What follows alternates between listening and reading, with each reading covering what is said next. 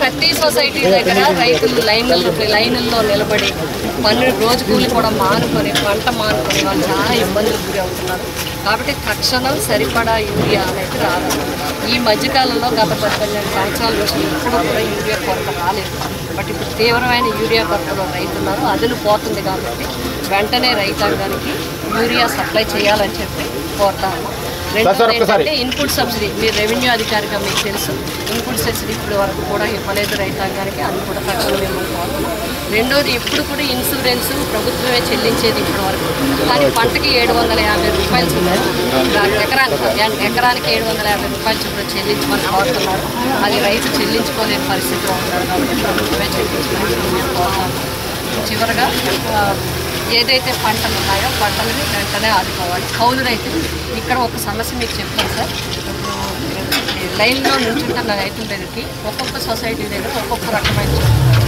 కొంతమంది ఆధార్ కార్డు పెట్టి ఇచ్చేస్తున్నారు, కొంతమంది పట్టా పాస్ పుస్తకం తీసుకుంటున్నారు. ఇప్పుడు కౌలు రైతుకి పట్టా పాస్ పుస్తకం ఎక్కడి నుంచి వస్తుంది సార్? తెచ్చుకోలేదు. అది కౌలు రైతులకి చాలా ఇబ్బంది. మీకు కూడా తెలుసు, ఏ ప్రభుత్వం అయినా కౌలు రైతులకి సపోర్ట్ ఇవ్వమని అంటున్నారు. సీసీఆర్ కార్డు చూపించినా కూడా మీరు పట్టా పాస్ పుస్తకం తెచ్చుకో, అప్పుడు ఇస్తామనే సందర్భాలు కూడా మేము కావాలంటే ఆ పర్సనల్గా ఉండే కూడా మీకు ఇస్తాం. కానీ మీరు అది చూసి అది వెరిఫై చేసి అందుకు మీరు దీని మీద ఇవే డిమాండ్స్ మేము పెట్టాం. వెంటనే తక్షణం మీరు కలెక్టర్ గారి దృష్టిలో పెట్టి చర్యలు తీసుకుంటూ వెంటనే ప్రభుత్వానికి తెలియజేసి రైతును ఆదుకోవాలని చెప్పి కోరుతున్నాం.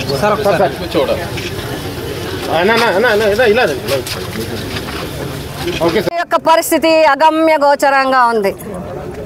అంతులేని ఇబ్బందుల్లో ఉన్నారు రైతులందరూ. ప్రకృతిపరమైన ఇబ్బందులుంటే ప్రభుత్వం ఆదుకోవాల్సింది పోయి ప్రభుత్వం నుంచే ఇబ్బందులు వస్తే రైతు ఎవరికి చెప్పుకోవాలి? రైతు కుటుంబాలు చాలా ఇబ్బందులకి పడుతూ ఉన్నారు.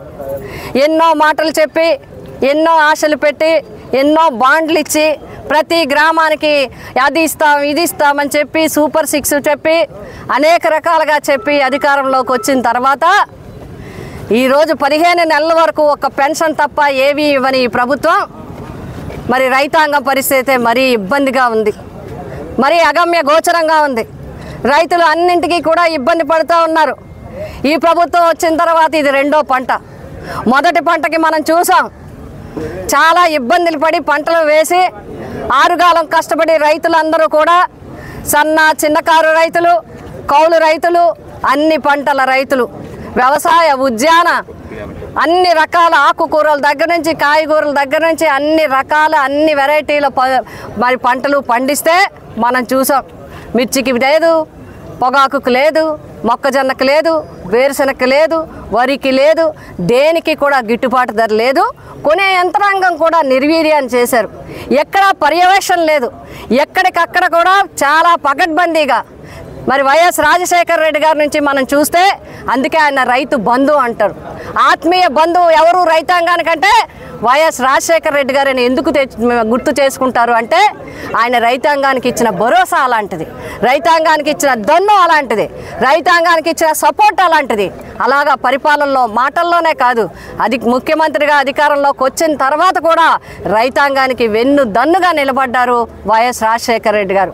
ఆయన ఆశయాలకు అనుగుణంగానే వైఎస్ జగన్మోహన్ రెడ్డి గారు కూడా దేశంలో ఎక్కడా లేని విధంగా రైతాంగానికి ఒక సెంటర్ ఒకటి ఉండాలని ఆలోచన చేసి ప్రతి సచివాలయానికి ఒక రైతు భరోసా కేంద్రం పెట్టి అక్కడ ఈ క్రాప్ని అంతా కూడా చేయించడం, అదేవిధంగా ఇన్పుట్ సబ్సిడీ కానీ ఇన్సూరెన్స్ కానీ అన్నీ కూడా రైతాంగానికి అందించడం, ఎరువులు పురుగు మందులు రైతుకి ఏ ఇబ్బంది వచ్చినా కూడా వ్యవసాయ శాఖ అధికారులు తక్షణం స్పందించే విధంగా ఒక కార్యాచరణ తీసుకుని అమలు చేసి చూపించడం జరిగింది వైఎస్ జగన్మోహన్ రెడ్డి గారు. మరి ఈనాటి పరిస్థితి మనం చూసినట్లయితే మొన్న పండిన పంటకి అందరూ మేము వైఎస్ఆర్సీపీ తరఫున పోరాటం చేస్తే ముఖ్యంగా మేము ఖచ్చితంగా చెప్తున్నాం, పిఠాపురం నియోజకవర్గంలో 15 రోజులు వెంట పడితే ఒక 3-4 కొనుగోలు కేంద్రాలు మరి ప్రారంభించడం జరిగింది. అప్పటి వరకు రైతుని పట్టించుకున్న వాళ్ళు లేరు, పంటని పట్టించుకున్న వాళ్ళు లేరు. పంటకి ఒక వక్క మబ్బులు వేసేస్తుంటే గుండెలు దడదడలాడిపోయాయి రైతులకి. వారి పంట అంతా కూడా హైవేల మీద పెట్టుకుని రోడ్ల మీద పెట్టుకుని ఉన్న పరిస్థితి. అటువంటి పరిస్థితుల్లో కూడా మీరు కొనుగోలు కేంద్రాలు స్వచ్ఛందంగా ఓపెన్ చేయలేదు. కొనుగోలు కేంద్రాలు ఎక్కడో ఓపెన్ చేశామంటే ప్రతి రకంకి కూడా బస్తాకి 500 రూపాయలు చొప్పున ప్రతి రైతు నష్టపోవడం జరిగింది. ఈ విధంగా మీరు రైతాంగాన్ని నష్టపెట్టారు. మళ్ళీ ఇప్పుడు ఈ పంట వచ్చింది. ఈ పంట నారుమల్లి దగ్గర నుంచి మొత్తం మొదలు పెడితే ఇప్పటి వరకు మొదట్లో ఏమైంది? అధిక వేడి, అధిక ఎండ వల్ల నీరు లేకుండా పోయింది. పిఠాపురం అది పీబీసీ కానీ లేకపోతే ఏలేరు కానీ గోదావరి కానీ ఎక్కడ చూసినా రైతాంగం వర్షపాతం తక్కువగా ఉండడం వల్ల మరి చాలా ఇబ్బందులు పడ్డారు. అది అయింది, ఏదో నారుమళ్ళు మొదలు పెట్టారు అని అనుకుంటే ఈరోజు యూరియా కొరత. ఈ మధ్యకాలంలో ఎప్పుడు కూడా యూరియా కొరత లేదు. రైతుకి ఏంటి అలవాటు?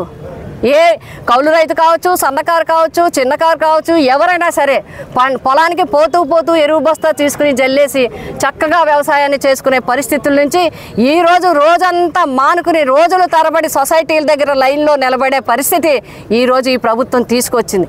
ఇదేనా కూటమి ప్రభుత్వం యొక్క సుపరిపాలన?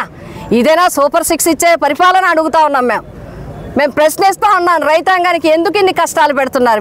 మీరు పర్యవేక్షణ చేయలేరా? కేంద్రంలోనూ రాష్ట్రంలోనూ మీరే భాగస్వాములై 3 పార్టీలు కలిసి కూటమిగా ప్రభుత్వాన్ని ఏలుతున్నారు కదా, ఎందుకు మీరు కోఆర్డినేషన్ చేయలేకపోతున్నారు? ఎందుకు కొనుగోలుదారులతో మీరు మాట్లాడలేకపోతున్నారు? ఎందుకు షాపుల వాళ్ళతో మీరు మాట్లాడలేకపోతున్నారు? ఎందుకు ఇవన్నీ ఇచ్చి అధికారులు పర్యవేక్షణ పెట్టి చేయించలేకపోతున్నారు? ఇవాళ మీ వల్ల బ్లాక్ మార్కెట్లో యూరియా వెళ్ళిపోయే పరిస్థితి ఉంది.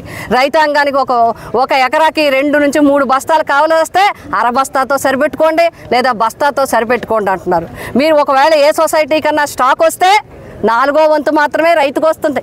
అది కూడా ఒక్కొక్కరికి ఒకటి పాస్ పుస్తకం తెచ్చుకోమంటారు, ఒకళ్ళు ఆధార్ కార్డు తెచ్చుకోమంటారు, ఒకరు కౌలు రైతు కార్డు తెచ్చుకోమంటారు. రకరకాలుగా ఇబ్బంది పెట్టి ఆ 3 వంతులు ముప్పు తిప్పలు పెట్టించే పరిస్థితి. మరి మిగతా ముందు 3 వంతులు ఎక్కడికి వెళ్ళిపోతుందంటే కూటమి నాయకులకి వెళ్ళిపోతున్న పరిస్థితుల్ని రైతాంగమే స్వయంగా మాకు అందరికీ కూడా చెప్తా ఉన్న పరిస్థితి. కొన్ని చోట్లేమో బస్తాకి 100 నుంచి 200 వేసి బ్లాక్ మార్కెట్లో అమ్ముతున్నారనే పరిస్థితి. ఇవన్నీ కూడా తక్షణం వెంటనే ఈ ప్రభుత్వం రైతాంగానికి నిజంగా కూడా రైతాంగాన్ని తప్పకుండా ఆదుకోవాలి. ఆదుకోకపోతే ఇంకా తీవ్రతరమైన ఉద్యమం వైఎస్ఆర్సీపీ చేస్తుందని చెప్పి మేము తెలియజేస్తున్నాం. అంతేకాదు రైతుకి ఇన్ని కష్టాలు పడుతున్న పంట పండించడానికి రైతుకి మీరు ఇన్సూరెన్స్ కట్టాలంటే ఇదివరకు ప్రీమియం ప్రభుత్వం